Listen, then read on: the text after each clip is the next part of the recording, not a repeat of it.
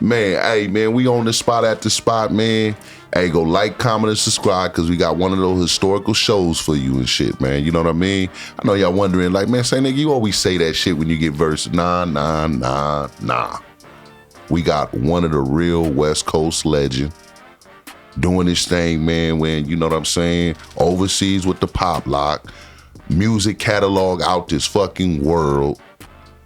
Hey, man, and doesn't get the real blessing and love, man, that the West Coast should be really giving this brother, man. Man, we got the one and only West Coast Stone, brother. What's up, baby? Man, what's going on, What's happening, man? How you doing, man? At the spot, man. You know what I'm saying? Oh, Chilling, mamas, man. Oh, mamas. Go like, You know comment, and subscribe. Like, comment, and subscribe. Yeah. And we gonna jump into this, man. Yeah. So, man, bro, what part of LA you up out of? Man, I'm from Wash, man. Right down the 103rd and Wilmington, man. Dig that, man. You know what I mean? Man. Shit, I used to hang out at the station right there, man, trying to meet girls. Right. Yeah, right, for sure, man. That's the spot, mamas, man. You know? So, shit, man, name some of the schools you went to, man. You man, I went to Markham, Locke, man. You know what I'm saying? Went to Washington, man, for a little bit. You in the Walsh house? Yeah, man, I stayed right there on 99th to Figueroa, man. You know what I'm saying? Between Century and Central. Oh, man. That's it right there. You know I stumped on the W. Oh, yeah? I swear to God. Oh, my mama, man. You know what I'm saying? Yeah. Should've not. I had no business going to Washington. Right. But I wanted, I'm going to get a fresh start. Right. Nigga went to Washington, boy. Them niggas ran me up out of there.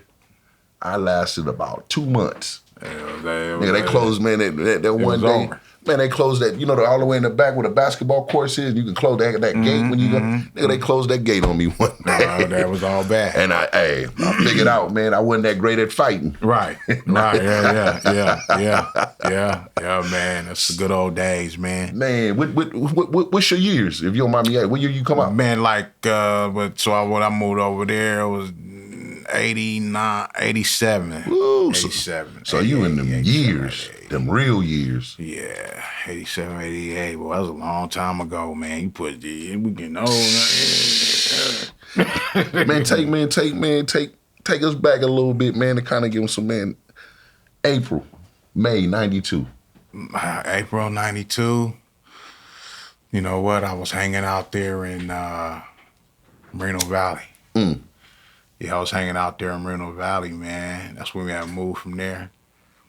And we started living in Moreno Valley. I forgot what street that was, Alexandra or something street over there. By that Project Edgemont. Edgemont, man. I know about the Edgemonts, man. The Edgemont. They wasn't blood, they wasn't Crips, but they was something. They was something. They was something. Down there. The Edgemont used to be the spot. What was the name of that club that everybody... Cadillac.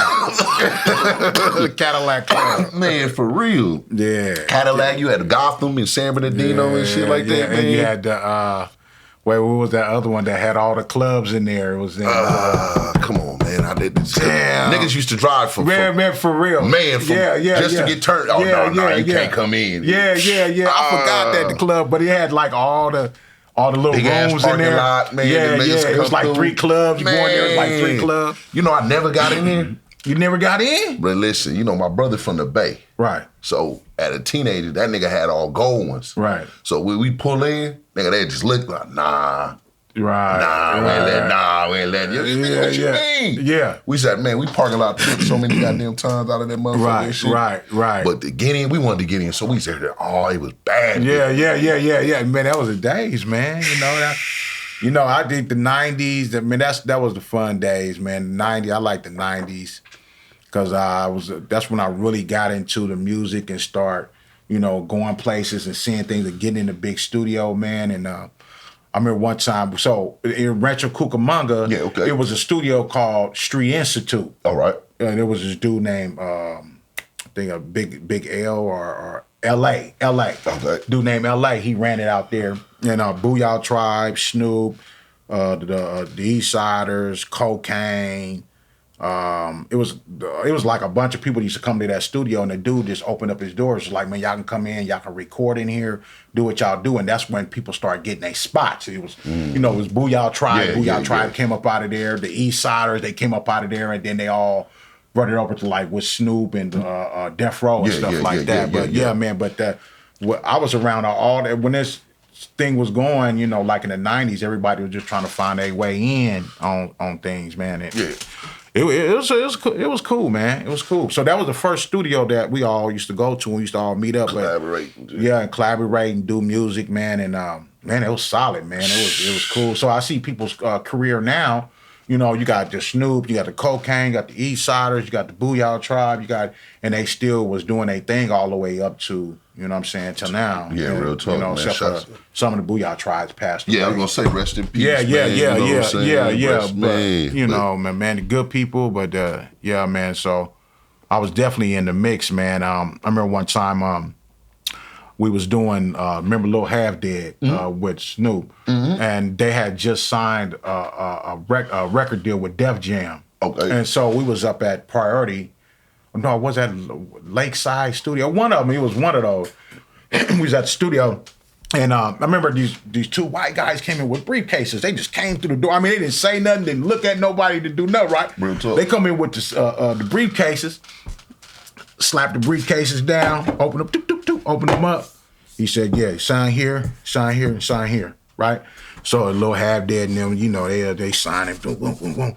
Man, this is the craziest thing I've seen. When they signed those contracts, as soon as they went out the door, man, platters of food came in. Man, it was like 50 bras, man.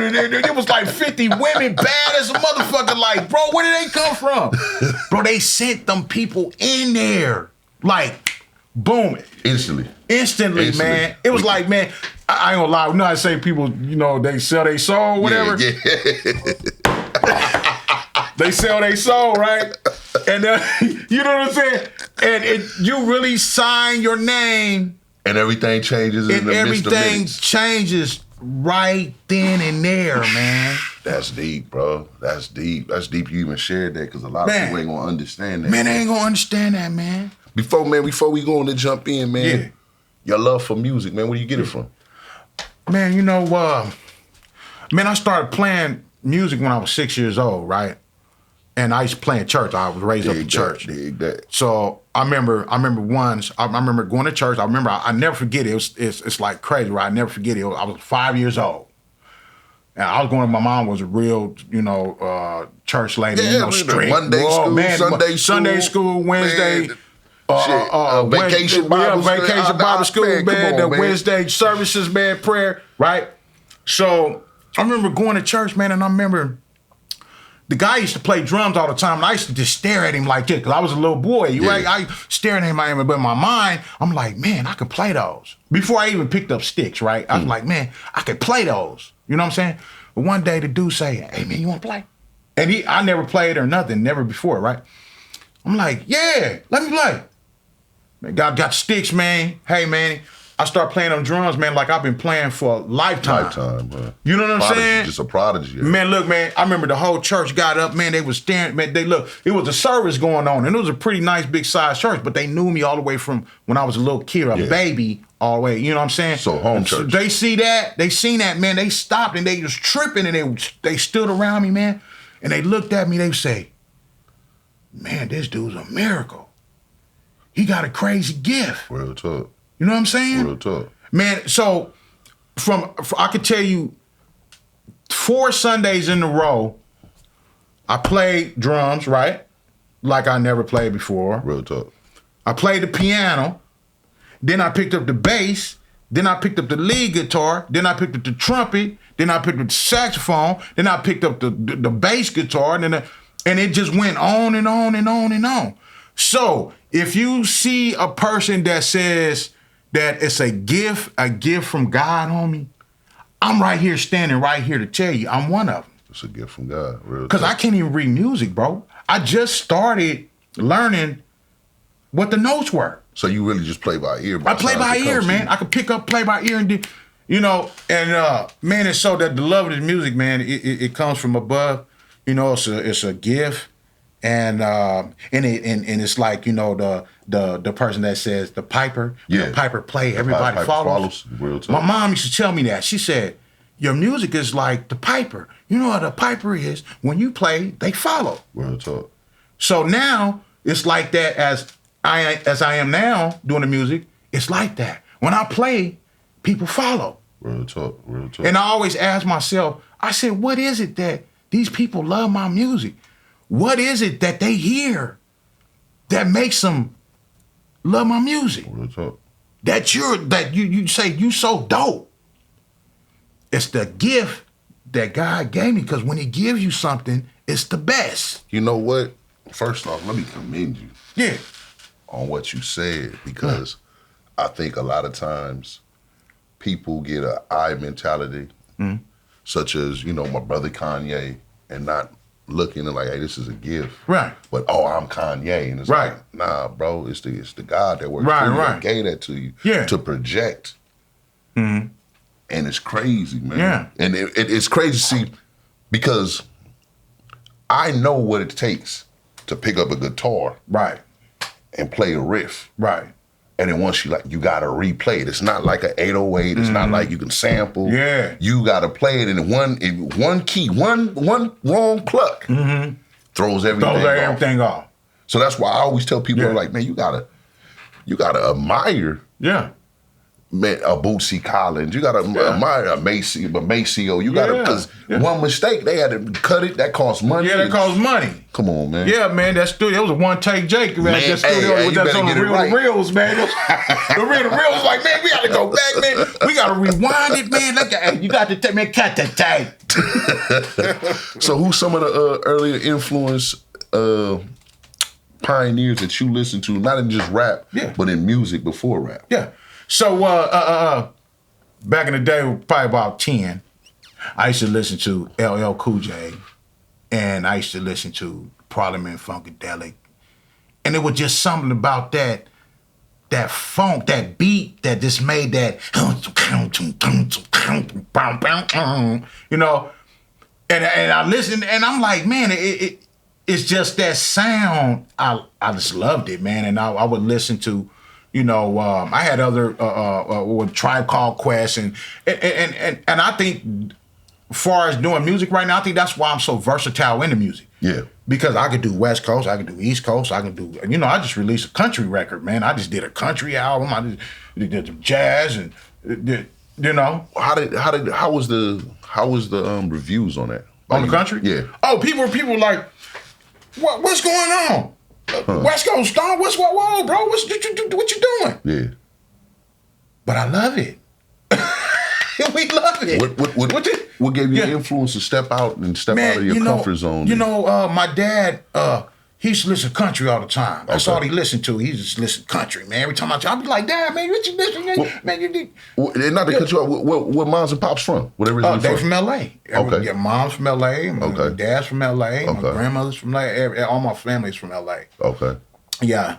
So, you know, my dad played in a lot of bands too, man, and went around. We get into that, man. But he's also did that. My mom, she's a preacher.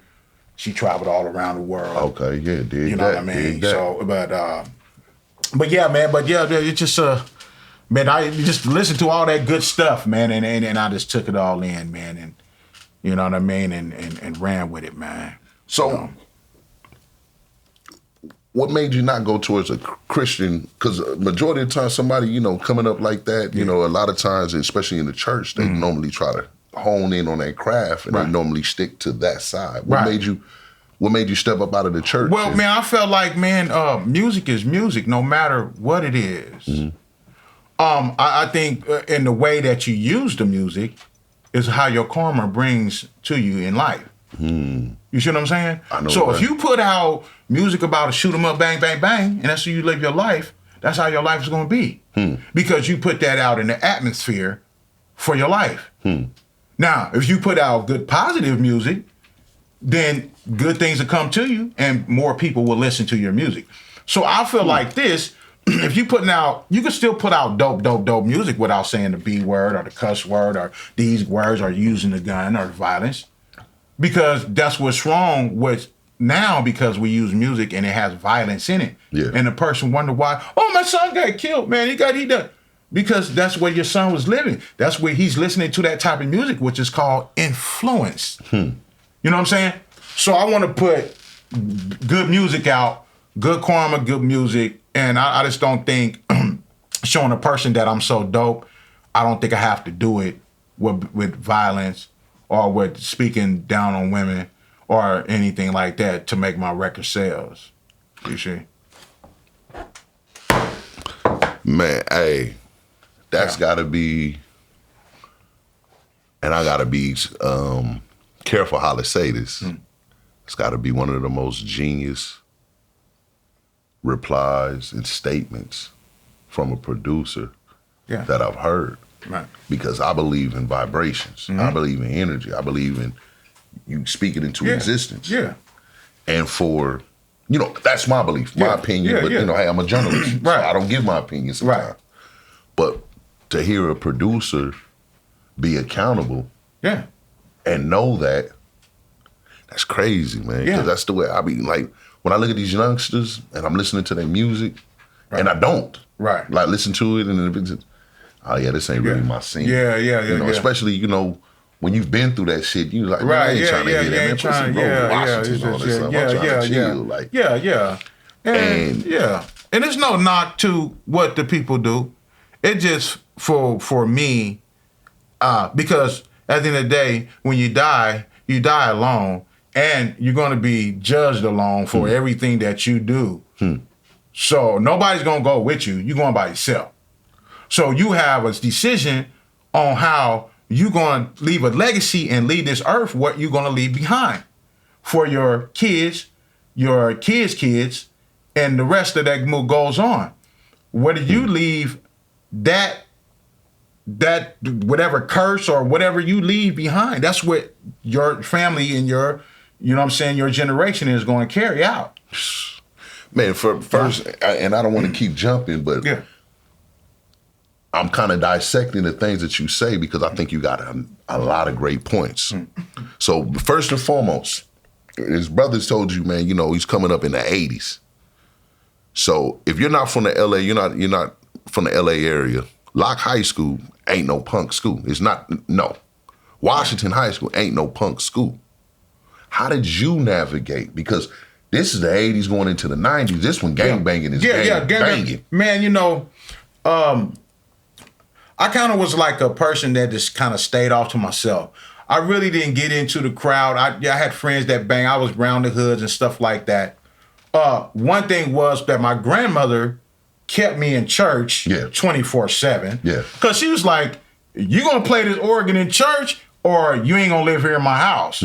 She was that, right? Yeah. So that kept me out of trouble. It kept me, a lot of people didn't like me because I was different. And what's so crazy about it, I used to be like, man, why people act like that? Why they, because you're different. But when you're different, people see that. When it's a negative energy and it's the energy that you don't want to come in your life, it's like this. So I was more that protected my mother, my grandmother, my dad, even though I wanted to be in the streets and do what I wanted to do. But I also had the other good part saying, no, do this. This is best for you. This is how you're going to survive. Don't do this. Don't do that. And kept me out the streets, even though I wanted to be in the streets. But they kept me safe because grandmother was praying every day. Mama was praying every day. You know what I'm saying? Yeah. Because I left out of my mom's house when I was 13. Okay. Yeah. When I was 13. I thought I was a man. And she, she's like, okay, back them days, you say, hey, you want to be the man? See you later. You can stay here and follow the rules. If you don't want to follow the rules, you could go. Well, I decided to go because I felt like I was my own man and I knew the world, right? Real talk. But when I got out there, it was hard. It was hard. But at the same time, thank God for my mother and my grandmother. They prayed and kept the blood over me as I grew up in these streets, man.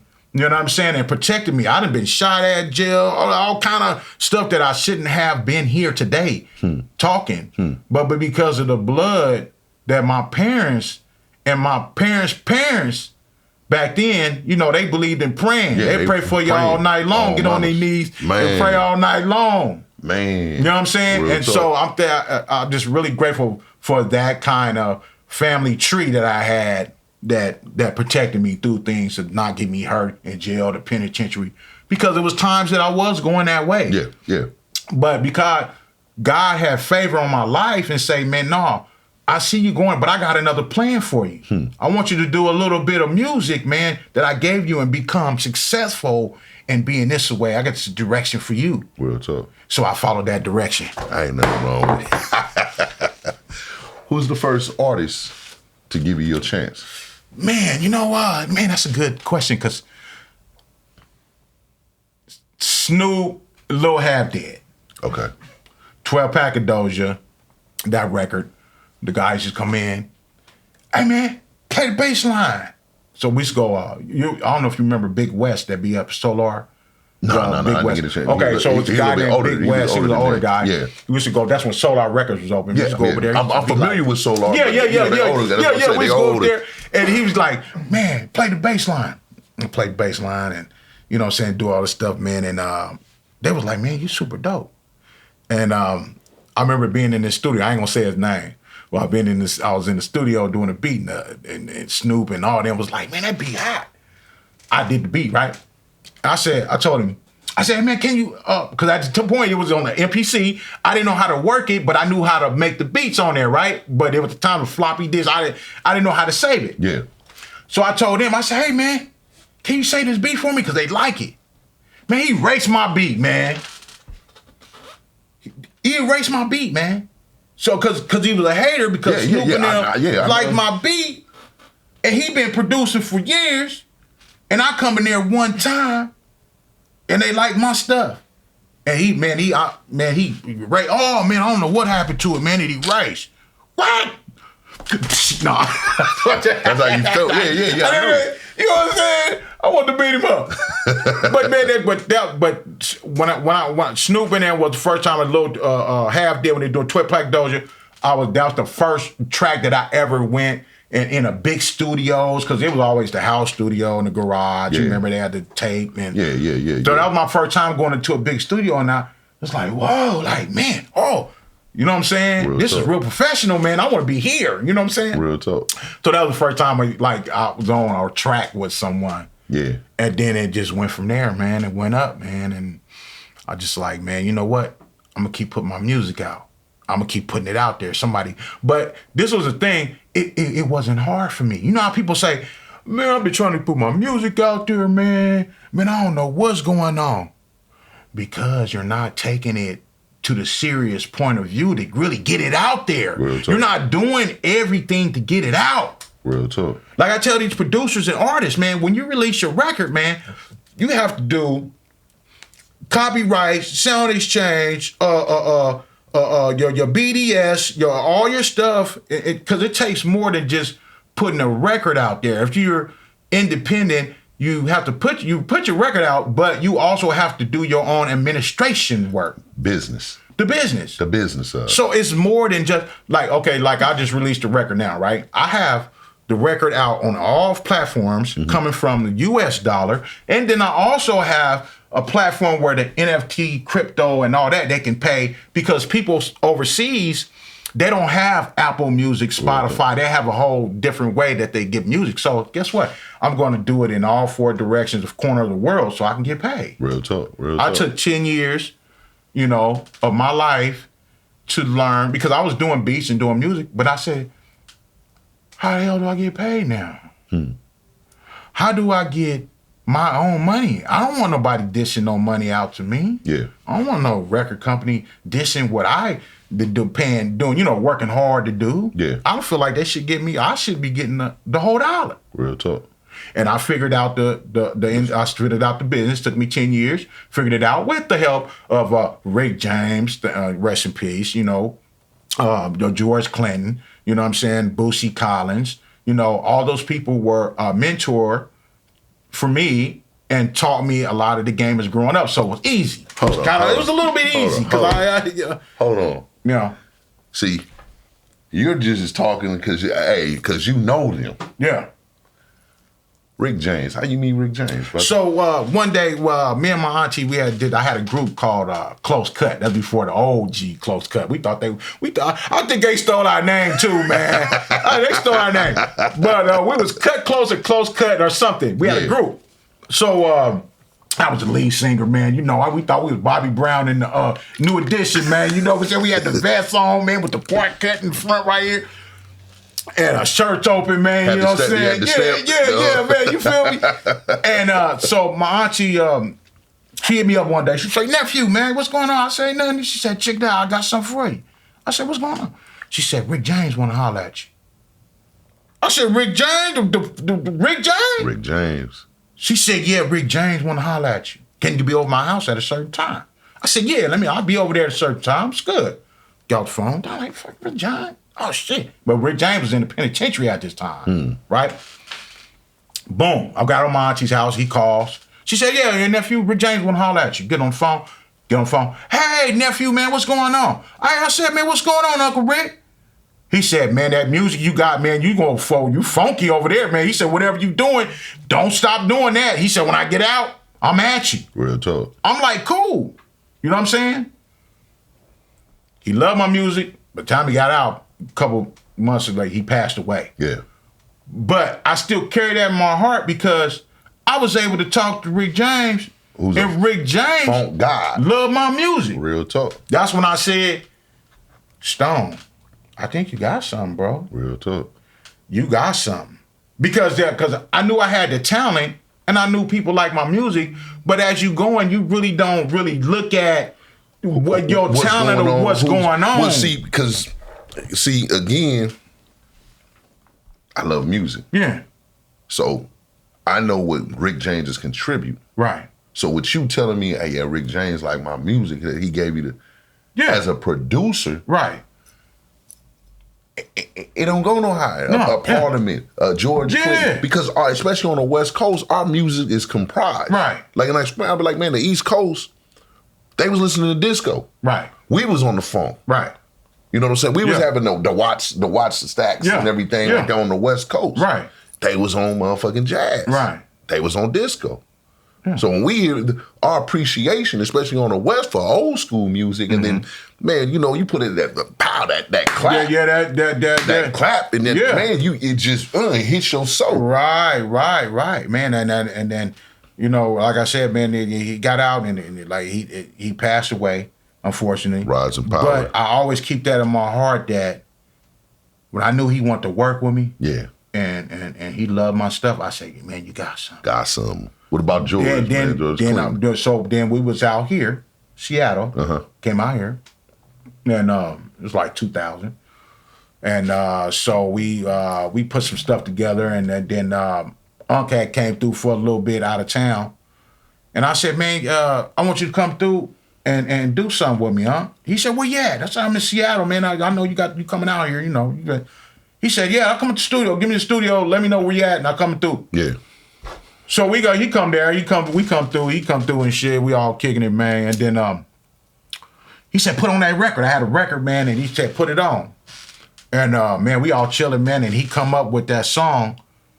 And he came up with the hook, man, and I produced it, and I came up with my little piece, man, and we've been rocking ever since, man. We've been rocking. I can call Unc anytime, say, hey, man, I need you to get on the record with me. He's on the record with me. I can call Boosie Collins, man, hey, Unc, get on the record with me. He get on the record. So, because, you know, before they get on the record, you got to be funky, man, for them to get on. They ain't ready to jump on anybody's record, man. Because I ain't going to let you glance over Boosie Collins. You know what I'm saying? Play it on the one. Man, play it. Man, listen, man, he say, man, let me go and get you. You know what I'm saying? We get in there, man. We've been rocking ever since, man. Like I say, they've been my mentors for a long time. We've been rocking, man. When me and Uncle Boosie, man, we got the clothing line we got coming out called WestCoast Stone Boozilla. Pop Lock Funk gear. Okay, dig that. It's pop locking, man, you know what I'm saying? And then I also got the popping wear, you know what I'm saying, of my own gear. So, I mean, we pushing it. We doing the tours. We doing the stuff with the dancers all over the world, man. And, man, I'm number one in Amazon right now for the pop lock music. So, yeah, man, so I'm just moving, man. So, yeah. So you still being blessed. Man, still being blessed, man. Man, the sky's the limit, man. Real talk. It says, sky's the limit, but it ain't no limit to sky, man, because sky keep going, man. You just keep going, man, as far as you can go. So, man, we was talking off camera, man. So, you know, I wanna just, you know, name some names, man, and just kind of, you feel me? Yeah. Because it touched my heart, some of the people that you were talking about, man. Right. So, we in Seattle, man. So, we got to spit out the OG legend that's out here, man. Yeah. You know what I'm saying? Yeah. How'd you meet that brother, man? Man, Mix-a-Lot. Yes, sir. Mr. Man, so Mix-a-Lot. look, man, like, my boy, I came out here, I started coming out here. It was a dude out here from Tacoma named D-Bone. Yeah. And I met him. It was a group of guys. We ended up doing music together and rapping and stuff like that. And so the one cat out here, E-Dog, I met E-Dog, right? Yeah. And E-Dog said, hey, you know what I'm saying? Mix-a-Lot want to holler at you. Can you meet me somewhere and then I'll drive you, we can ride with me. I'll take you up there. He want to talk to you. Go up there, talk to him and stuff. He said, man, I've been hearing your music. He said, I want to work with you. I said, okay, yeah, what we going to do? He said, give me a track, man. Let me check him out, man. And now, and he heard the track. He liked it, man. I'll never forget it. Called White Horse. Mix-a-Lot, drop that White Horse record, man. Man, that joint tight, man. Drop that record, bye. Yeah. So we had that, man, and he was the first person that purchased a track from me. It was a nice, substantial amount. It was a nice check. And when that dropped, man, I said, "Ooh, I'm going back to Seattle. Man, I'm going back there. I'm ready to pack up. Hey, y'all, I'm going there, man. Mom, I'm going to Seattle, baby. Catch me on the road, man." So, but yeah, man, good dude, man. And, we go up to his house, man, and he was real chill. And I remember sitting at his house, man, and he had heard some knock on the door. He said, man, somebody at the door, man. I got the door. Get him a little box. Get him a box. He said, oh, man, I gave him a box. He said, open there, tear it up. He said, oh, man, this is what publishing do for you, man. Look. I don't know if I should disclose his amount. Man, you just say six figures. Yeah, but it was some six figures. Man, I said, woo. I said, oh, this. He said, man, this is what publishing gets you, man. Publishing. For life. Real talk. We talking in the studio, chilling. Oh, hold on, man. Somebody did that. Hey, man, let me use the bathroom real quick. Yeah, let's go back there, use the bathroom. Open the door. I was just, hey, man, look. Oh, man, another. I said, man, he said, Stone, whatever you do, always have your publishing correct, because this is going to take care of you even when you stop doing music. This is going to take care of you. That, man, these youngsters don't understand, man. It's like, hey, your shit going to be bought and be on a commercial for the next 50 years. Man, look. You know what I'm saying? And now I got my stuff right. You know what I'm saying? Just being around people like that, man, it teaches me how to keep my game tight, man, and my screws lubed, man. Real talk. You know what I'm saying? Talk. Man. And man, yeah, it's a good thing, man. And he tell me, hey, Stone, you like to fish? I said, yeah, man, I love fishing. I was a little boy. He said, man, you can come back here, man, and fish in my pond, man, whenever you want. Yeah, the backyard, baby. Yeah, the backyard with the lake back there. Big old catfish, man. We was out there, man. I mean, a real cool dude, man. I mean, Mix, man, is a good dude. Yeah. You know what I'm saying? Do you think them love. Do you think he gets the love that he should? I think he should get more love, man. You know what I'm saying? Because if it wasn't for Mix-a-Lot, man, I mean, you got to say, he was in with the pioneer of rap. Real talk. He was there. Real talk. And I say it like this. People don't want to give people the love, but then you play the man's record all over the world. Man, my 10-year-old son right now, I can tell, hey, man, sing Baby Got Back. He don't sing about word. Yeah. And you was, I'm like, man, you weren't even in the balls when I was listening to this. Yeah. You know what I'm saying? But you have to give with credit. And that's the thing we lacking in the music, man. We're not giving credit what credit is due. People are lacking, and they're like, me. And you guys got to stop putting out records. You know what I'm saying? Not giving credits on the record. That's real disrespectful to the producers. I'm just keeping it 100 because we be in a lot of things where, I know the artist is trying to get their shine, but you got to understand that the music comes from us too to make you guys feel that way. Real talk. You know what I'm saying? It's like a relationship. It's a 50-50. Real talk. So when you're doing music for your producers, because that's a real sentimental thing for us producers. If we're doing music, all we want is the credit. Real talk. Even if you're not giving us the right money we're getting, give us a credit, man. Because that credit can go a long way to help me get more money. And when you're not putting the credits out there and you're not putting the names on there, it's stopping our flow of money. It's kind of like hating a little bit under the table. Nah, it's definitely hating. Because you know what I mean? It's what's funny to me is I study the business. Yeah. So when I sit back and I look at some of these big name artists, I'm like, Square, it was the beat that made man that I liked. It wasn't you. I don't even really hear you rapping. It's the beat. I'm on this beat. Like, this beat hard. I'm watching this female bouncing her ass up and down and everything. Man, I'm watching the homie who sits over in the corner and acts to be the hardest nigga, but he got a cool little two-step and he just bouncing his head. Right. So he feels it, everybody feeling it and everything like that, but you just rapping. You just saying some words. Yeah. But it's that beat that got... I'm a firm believer. Yeah, man. I'm just saying it goes because I've been in that situations where people done put out records and didn't put the correct things on there or spelled the name wrong or you know what I'm saying? It's very important that that people put credits on there for us producers doing records for people. Put the credits on there, man. You ain't taking nothing from you. Hey, so in a situation like that, what do? Do you sue an individual? Do you? Well, I mean, is it an infringement on name? Well, I would say, man, what I would do is for something like that, you go and take steps, right? Yeah.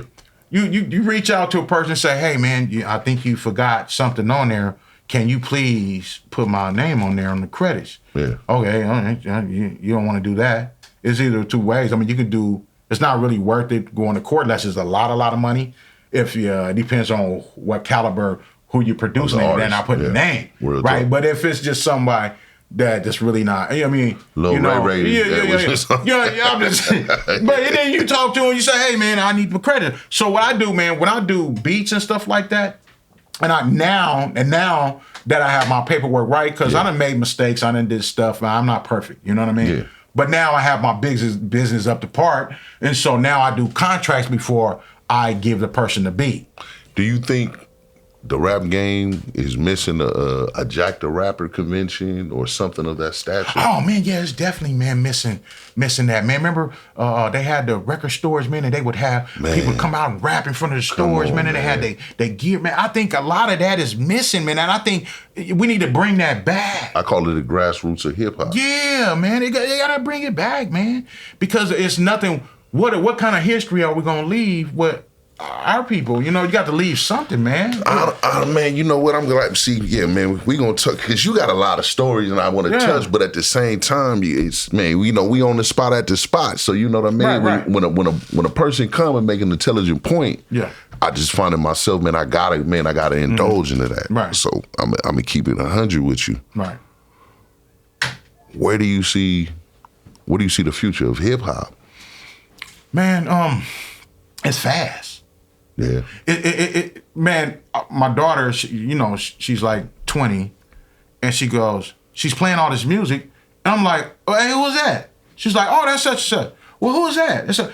The artists they coming and going so fast. Quick. It's so many of them, man. It's not like, you got a record out and it's like, oh, and they're in it for a long time. I mean, there's a few, that's newer, that's up right now, that's still trying to hold the title, hold the belt.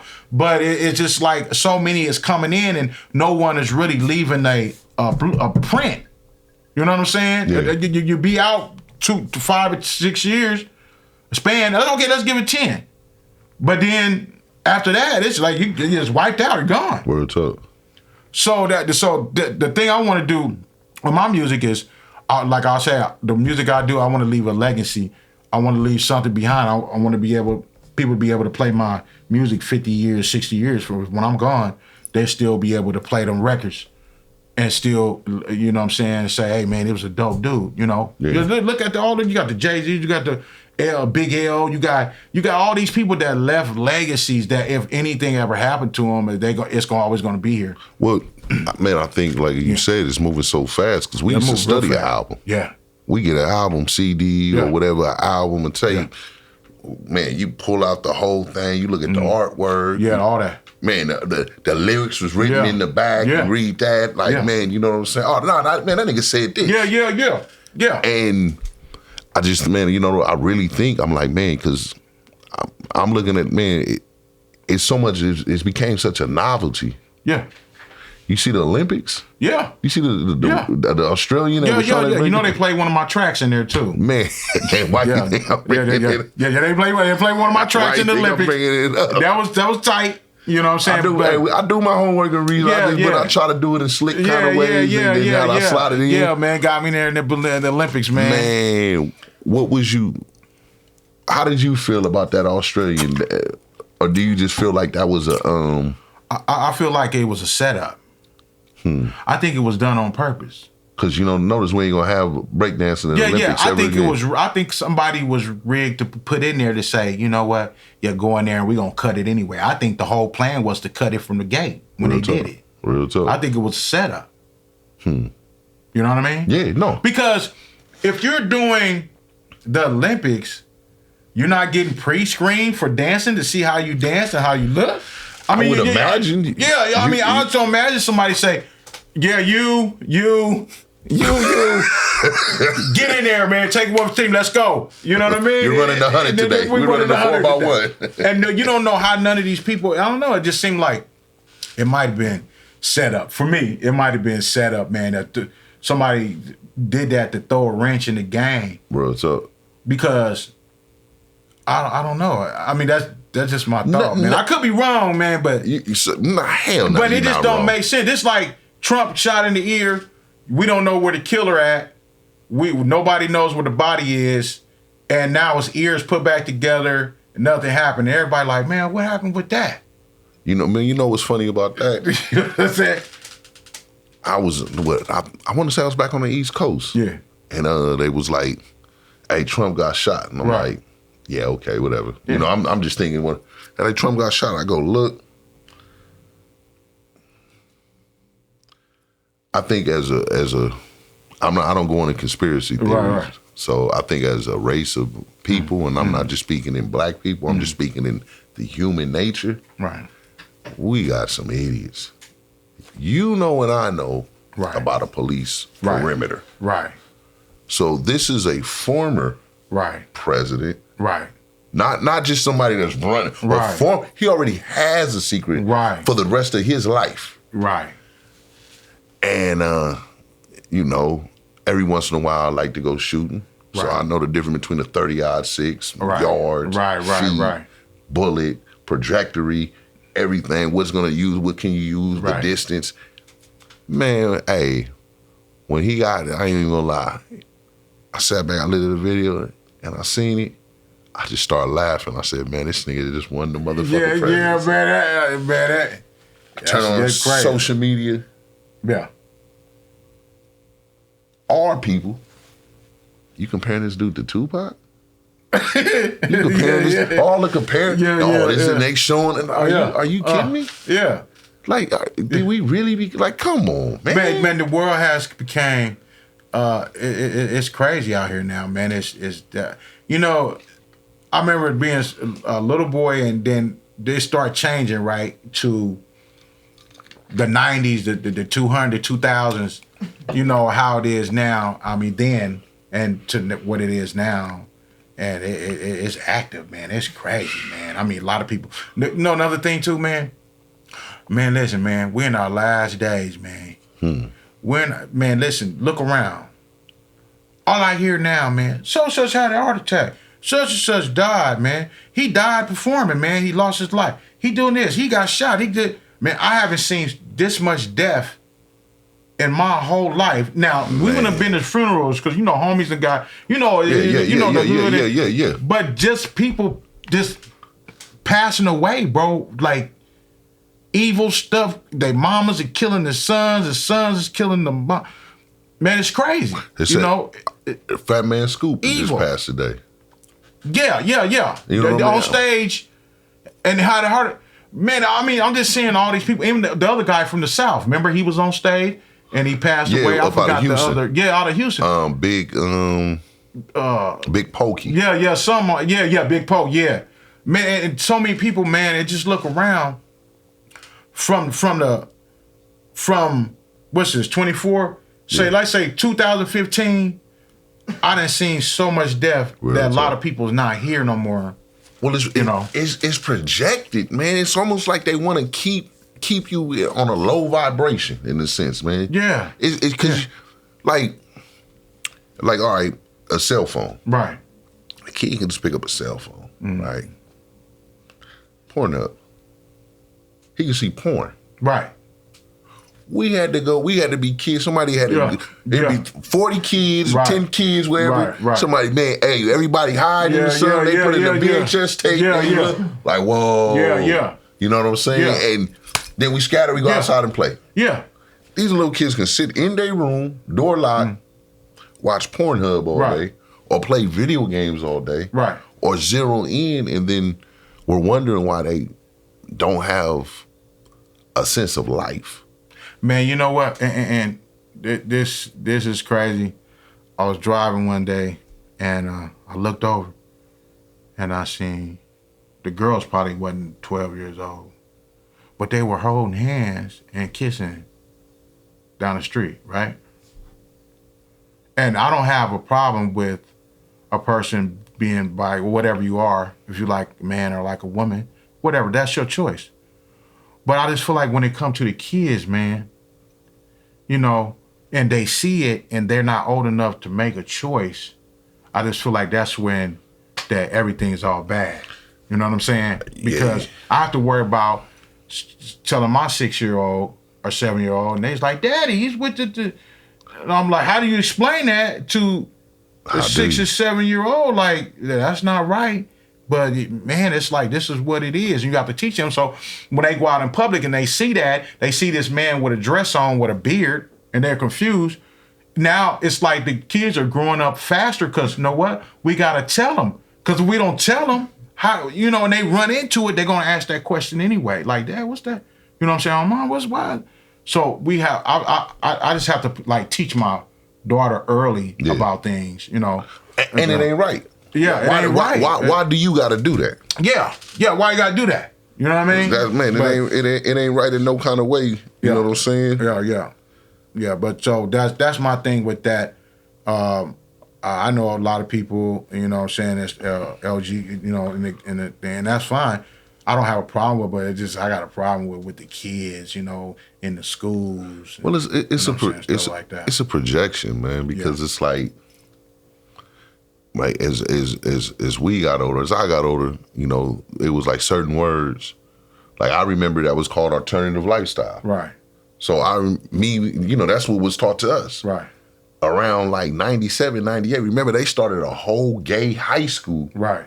That it was his own separate high school that was in LA Unified School District that your kids can go to. Right. And people protesting, well, okay, whatever. Yeah. And then one day I'm like, yeah, well, you know, that's alternative lifestyle.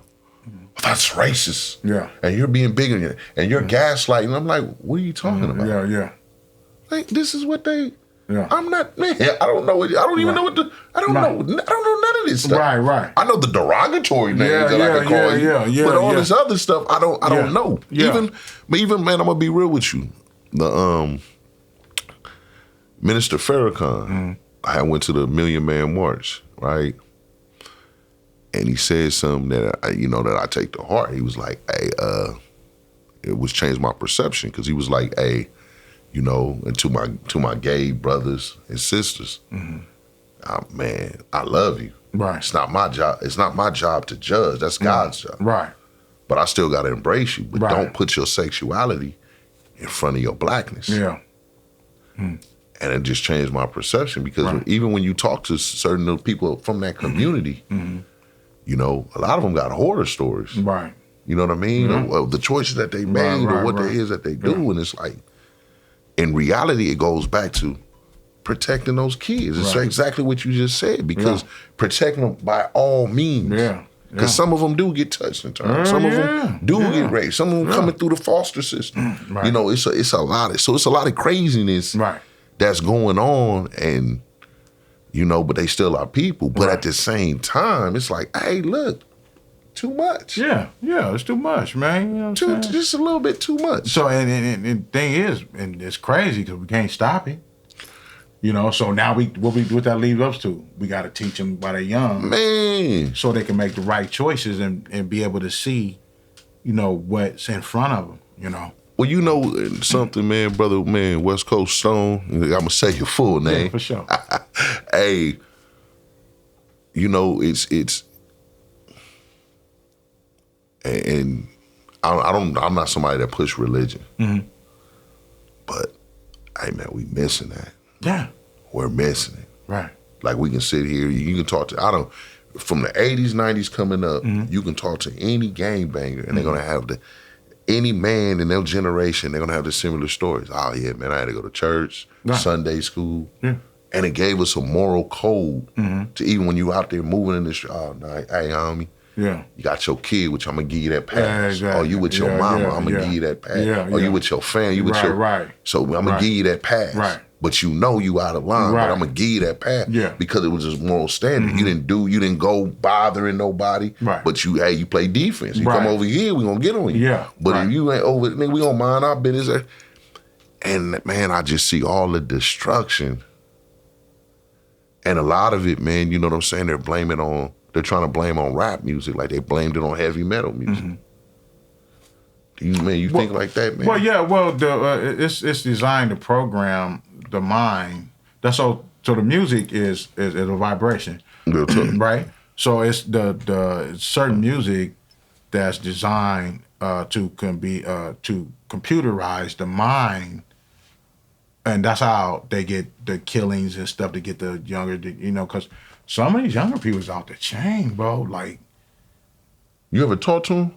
Yeah, I talk to, man. Yeah, man, I know a lot of them like that, man. They call me Unc, man. You know. Yeah. We in the Unc. Yeah, we in the Unc. They like Unc, man. I'm like, man, yeah. You know what I'm saying, man? Like, man, you gotta get yourself together.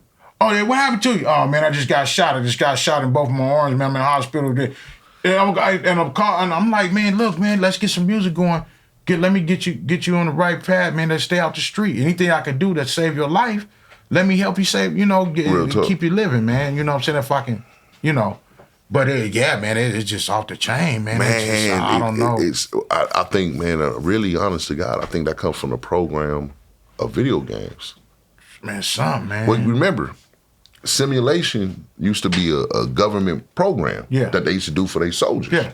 Rather if it was flying, you know what I'm saying? That was the shooting, whatever. That was what they taught the simulation for that's what little Timmy in the bedroom playing. Right. The same simulation. They try to make the game so real. So they're desensitized. Yeah. I knew this. It's my son, right? Right. Man, we getting ready to go shooting up in the mountains. I pull out a rifle. He knew the rifle. I'm bad. I'm like, how do you know the rifle? Right. How do you even know that? Oh, man, it's on the game that I play. Right. I was blown away. Man, you remember back in the day, man, we couldn't play games like that. My mom wouldn't let me play no game like that. Man, come on, man. You know what I'm saying? We go. Yeah, y'all good. Man, listen. I remember when Street Fighter came out, we was like, whoa. And then when Mortal Kombat, they thought it was marching. Man, oh, no, we're not going to. Ain't going down to my house. Man, come on. Man. I remember, man, we go back to Tecmo Ball, man. Atari. Yeah. You know what I mean? But you know what? You ride a rope and you fall in the pit. Yeah, you know what? I think with kids and how we raise, I think it starts off with the parents. And that's really, it's true. Sometimes we don't want to hear it, but it does. It comes out with the parent, because what you teach your kid is how they is going to grow up. Real tough. You know, if you teach them a way, if we don't care, if you teach them that you care for them and you there for them, and that they don't need to ask nobody for nothing, and they can come. You know what I'm saying? And so I'm trying to do all my kids like that, man. You know, my way of growing up was different. Yeah. But I had a rough life. Yeah. You know, but I wanted my kids, I wanted to have better, because I don't want them, because it had messed me up for a while. Real tough. You know, I ain't gonna lie, man. Like, man, I was,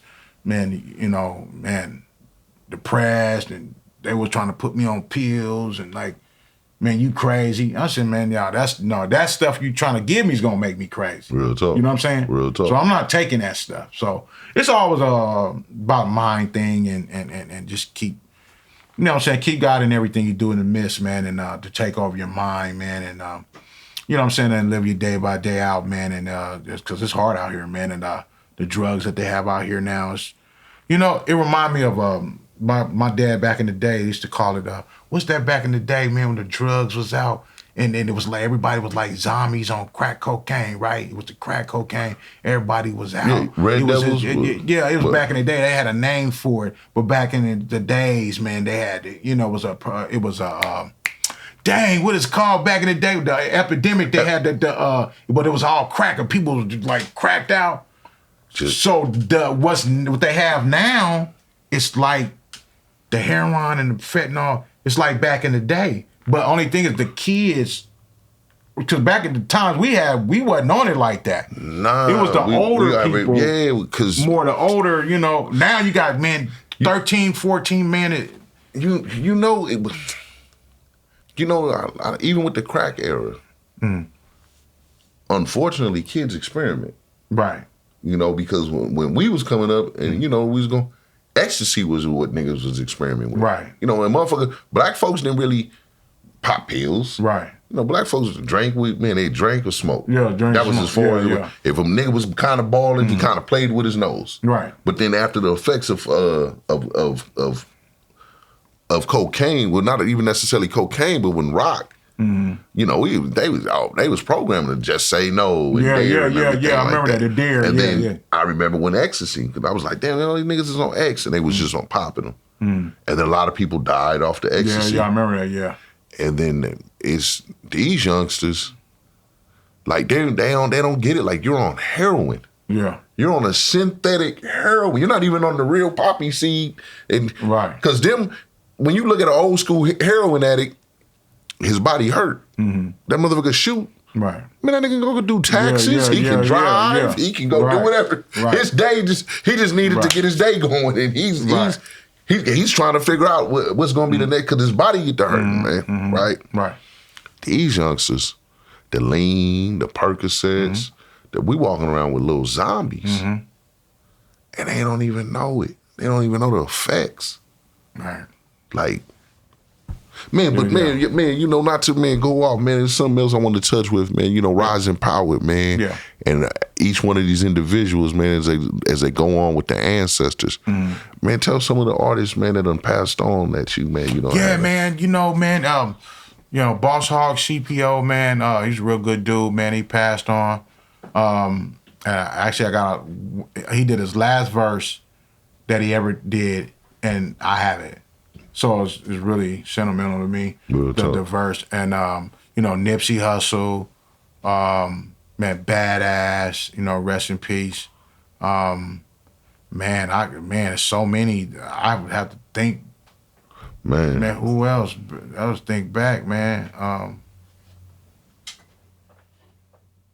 Dang, we was talking about Big Psych, man. Big Psych, man.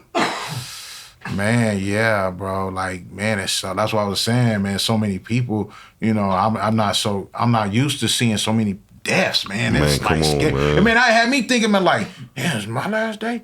Is it? You gotta really like, it's like, man. I lost 2 friends about 3 months. Yeah. 3 months ago, man. One brother, 45. Another brother, man, you know what I'm saying, 42. Dang. Young, man. Still got ways to go, man. It hurt me. I'm like, what, man? Because and then my co-host, man, McGlover, he was like, man, you know what, Nick? And I'm like, man, what's up? He said, as we get older, we're going to see more deaths, more people pass. Yeah. And that's just what it is to live, man, and get old. Yeah, man. Yeah, man. So I got great songs with legends, man. And I'm about to put a record out. It's called Mammoth.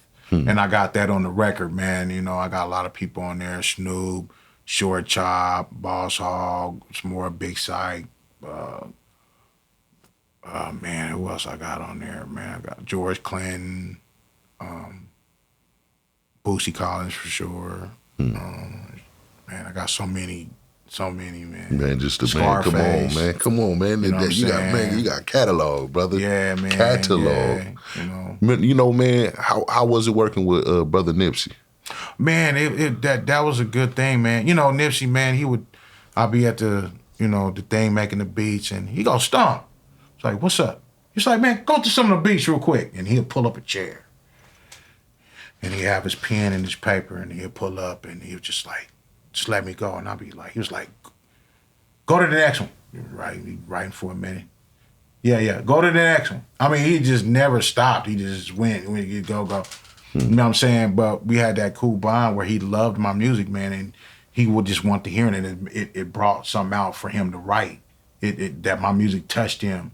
You know what I'm saying? To be able to write music to, and you know what I'm saying? And, yeah, so we got a couple tracks too, man, that I produced, man, and they're dope, man. So that was a good thing to work with him. He was real talented, man. Real talented. Where was you at, man, when you found out about when he passed? I was here in Seattle. Yeah.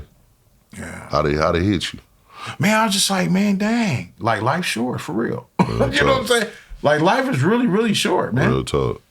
You know, you look at the person as like the music and the vibe we had. That's it. But then you look at it like that person gone is not gonna be able to come back no more, man. Once they're gone, they're gone. Ain't no coming back. I'm gonna keep it real with you, man. It's two artists that I cried for. Yeah. And I promise, I cried when Michael Jackson died. Mm-hmm. I'll never forget because my brother, he was in the feds and he called me. Right. And he like, man, you know, my brother from the Bay. Right. Now, you know, every Bay nigga right. act like they the hardest nigga. You know, to us LA, we be cracking up. But they act like they the hardest Yeah. So it's funny to, yeah. call me. And I'm like, man. And I'm not, you know, I'm trying to talk to him, but I'm kind of choked up. Right. And they like, man, what's wrong? What's wrong, bud? Let me know, bud. What's wrong, man? Yeah. What's them square ass niggas out there doing, man? Yeah. What's wrong? I'm like, man, well, this nigga Michael Jackson just died. That nigga said, you square ass nigga, I'm in the feds, nigga. You talking to me about Michael Jackson just died? I said, hey, I swear to God, man, I'm sitting back. I'm like, yeah, nigga, you didn't do what he did, nigga. My mama, nigga, Michael Jackson just died. Right. He like, bud, get off my phone, bud. I'm going to hang up on you on this one, man. Right. No, Michael Jackson, man, he, you know, I that's all I listened to, man. I listened to Michael Jackson, man. That was the... Yeah, I thought it was a joke, man, at first. I was like, man, come on, man. That dude's going to walk through the door any minute, man. For you know real. What I'm saying? He coming back, man. And it was like, he really gone. I was like, oh, man. See, and the saddest, the coldest part that I trip off of is these youngsters ain't going to know what it is to have to stay up half the night just to see one artist win one black artist win one award, one rapper, and then go to bed. Yeah. Watch a whole award show that ain't got nothing to do with us. Right. But we heard that Public Enemy was gonna be on there. Yeah. Or man, you know what I'm saying? Or Will Smith, like, and we watch that, he win his award, you jump up, right. And then you go to bed. Right. Yeah. And I was just like, so when they met Mike, and I swear to God, man, when brother Nipsey passed, that shit hurt me. Yeah, man, yeah. That hurt me from a whole nother, that hurt me from me being a businessman and seeing what he was trying to do. Yeah. And, you know, especially when you know the person, and it really hits hard because, you know, you have a bond with a person. And because, you know, music brings people together, right? Real it brings, I don't care what you are. You can be Blood, Crib, Vice Lord, GD. You know, music brings in everybody. Man, come on. You know what I'm saying? And I think that's why I'm here on this earth, man, to mend things together, man, with the music. Come on, with man. people. So I was telling you about Rum, my boy Red Rum. That was our great friend. Real talk. The rest in peace, you know. And I remember he always said that, man. He said, man, I want to make a difference. You know, I want to do something different. I want everybody to come together. And so we did a record called West Pop Locking. I got me, Rum. There's some other people from Compton, and got Crips from Compton, got some Bloods on there from Compton, Inglewood, and we got on a video and I made the beat. Yeah. And it's some pop lock and stuff. But we was able to get everybody on there, man, and we was, moving for a goal. And it was working, man. You know what I'm saying? And then he unfortunately got sick and stuff like that. But he was trying to make a difference with things as his passing. He was passing on, but he was trying to make a difference with people. That's why he got tired of not the politics, the politics and the blackballing, and he just wanted just to make good music, man, and not be worried about none of that. See the cold part, because again, man, and real exclusives. Mm-hmm. And I don't talk about this, but I do it just because I'm with you, because I feel the vibe like us just talking as brothers. Yeah. I got a chance to meet Brother Nipsey through my nigga Max Slim and Taboo. Right. Man, free Max Slim. And this was early 2000s when I don't even think he was a rapper at the time. Right. But I just kind of met him, and he just you meet people and it was just good energy. Now let me keep it straight first and foremost. Let me be real with you. Right. The time I'm from Inglewood when I meet him. Mm-hmm.